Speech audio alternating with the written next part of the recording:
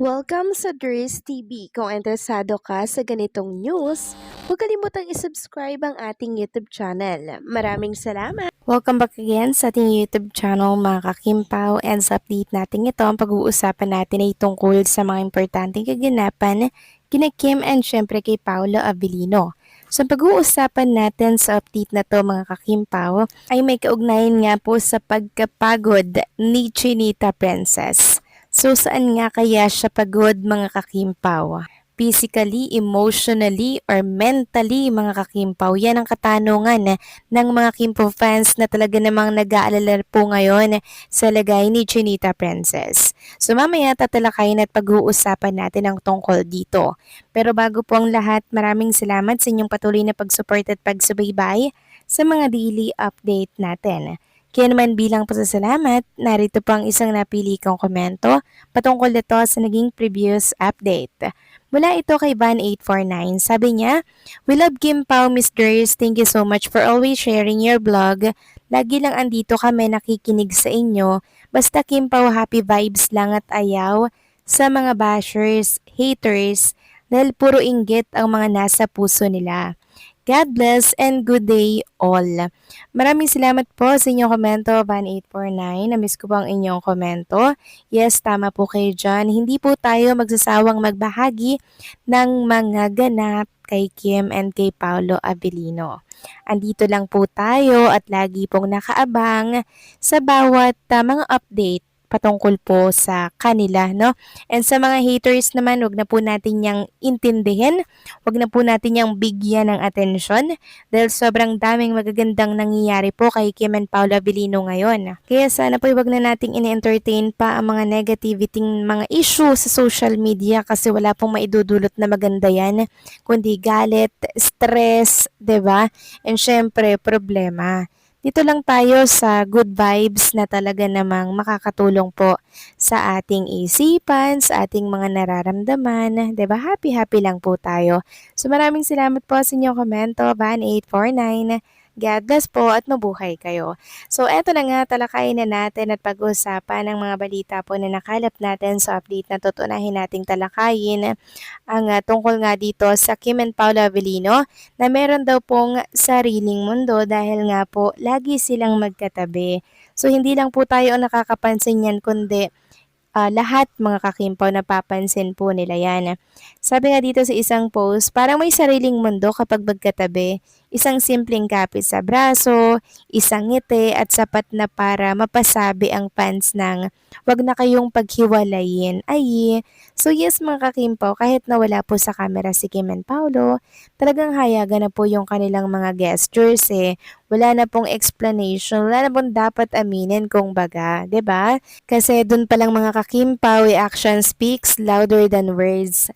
Hindi na po kailangan pang i-explain kung ano man po yun. Basta tayong mga Kimpaw fans, gets na po natin ang gustong iparating at ipahiwatig ni Chinita Princess and Paula Avellino sa mga supporters po niya, 'di ba? Kaya sana maging panatag lang tayo doon, okay? Samantalang talakayin naman natin ang tungkol nga dito sa pag-aalala po ng mga Kimpaw fans kay Chinita Princess. Ito po ay nag-ugat mga kakimpaw doon po sa video na binahagi ni Kim Chu kanina. So itong video na to ay ganap po kahapon mga kakimpaw. Ngayon lamang yan ipinost.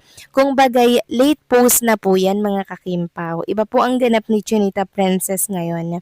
Hindi po talaga sila nag-upload ng mga updated. Laging late post sila mga kakimpaw para syempre maingatan na rin po yung kanilang seguridad dito po sa Sydney, Australia na siyang tama nga naman, no?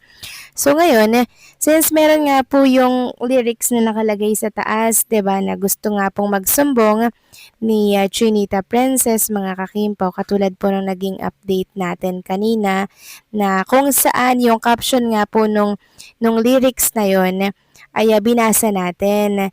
So sabi doon, minsan gusto kong magsumbong sa'yo kapag pagod na ako. Tama pa bang init ng yakap mo? Ayan, ganyan po yung lyrics. Tapos, merong pray hand, tapos may white po na heart. So, parang itong lyrics na to is parang parang sa Diyos niya po 'to sinasabi mga kakimpaw, eh.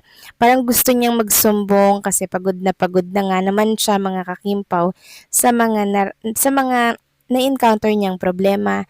Emotionally, physically, mentally, pagod na si Chinita Princess. Kaya sabi ng mga Kimpaw fans, kailangan pong magpahinga muna ni Kim Chu, wag na munang bumalik sa Pilipinas, 'di ba, para ma-refresh yung kanyang isipan. So, nag-alala din po syempre ang mga Kimpaw fans diyan. Sabi nga dito sa mga nabasa ko, it's okay to get tired, sad and disappointed. Your feelings are valid.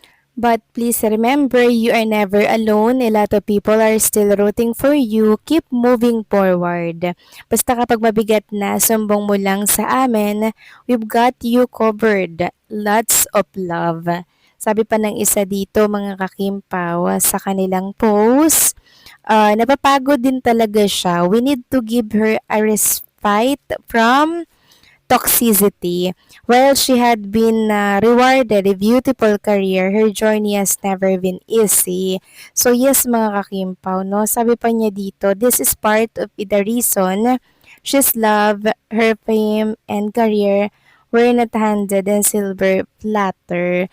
So ayan mga kakimpaw, sobrang talagang nag-aalala po ang mga fans kay Chinita Princess sa kanyang nararamdaman ngayon sa mga pasanin at problema niya po sa buhay. Kaya thankful po tayo mga kakimpo kay Paolo Avellino kasi lagi po siyang nasa tabi ni Chinita Princess. Sabi nga po ng isang fan, also may Paolo Avellino na always beside you at hindi ka pababayaan Kimi. Pinatunayan na niya ito sa'yo. God bless Kim Pao. So, stay strong lang, Chinita Princess, no? Ganyan talaga ang buhay. Isipin mo na lang na ang daming mga tao rin ang gustong marating ang kinaroroonan mo, 'di ba? Kaya dapat maging matatag ka. Kasi pag talaga nasa tugatog ng tagumpay, 'di ba? Kasikatan, hindi talaga may iwasan yung mga problema sa pamilya, sa showbiz career, sa mga taong nakapalibot sa'yo. Kaya maging patient lang tayo, no? Dahil hindi naman tayo bibigyan ng nasa itaas ng ganitong problema kung hindi natin kayang lutasin lahat ito. 'Di ba? So, pananampalataya lang, tiwala sa sarili, and syempre, enjoy life, 'di ba? Enjoy life lagi. Kasi deserve nyo yan ni Paolo Avellino, lalo na't stable na naman kayo, ang dami nang naipundar, huwag nang masyadong mag-focus sa showbiz. Kung maaari mag-relax na lang kayo, 'di ba? Para iwas stress na din. Isipin nyo, sobrang daming pwedeng i-enjoy. Huwag niyong pag-aksaya ng oras ang mga stress na yan. Tawanan nyo na lang ang lahat ng problema. 'Di ba mga kakimpaw? Anong masasabi niyo po dito? Please comment down below. So hanggang dito na lamang po ang update natin. At maraming salamat po sa inyong patuloy na pagsuporta at huwag kakalimutan na i-like ang update natin ito. Maraming salamat at mabuhay po kayo.